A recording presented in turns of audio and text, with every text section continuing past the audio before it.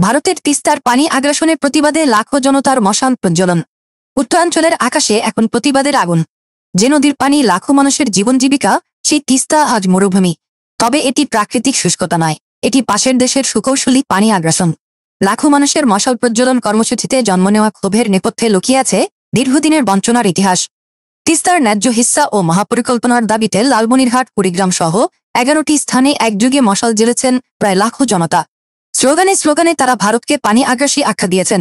তাদের মূল অভিযোগ, ভারত একতরফাভাবে গজলডোবায় বাঁধ দিয়ে পানি প্রত্যাহার করে তিস্তাকে শুকিয়ে মারছে। ফলে শুষ্ক মৌসুমে নদী পার হওয়া যাচ্ছে হেঁটে, কর্মহীন জেলে মাঝিরা। বিশাল তিস্তা ব্যারেজও অকার্যকর হওয়ার পথে। এই অঞ্চলের মানুষ স্পষ্ট বলছে, তাদের জীবন জীবিকা ধ্বংস হওয়ার কারণ ভারতের একতরফা পানি প্রত্যাহার নীতি। তারা আর কোনো রাজনীতি দেখতে চান না, দ্রুত তিস্তা মহাপরিকল্পনা বাস্তবায়ন দেখতে চান। প্রশ্ন হল, জনগণের এই তীব্র আন্দোলন এবং চীনা বিনিয়োগের মাধ্যমে এই মহাপ্রকল্প বাস্তবায়নের দাবি কি শীঘ্রই কার্যকর হবে?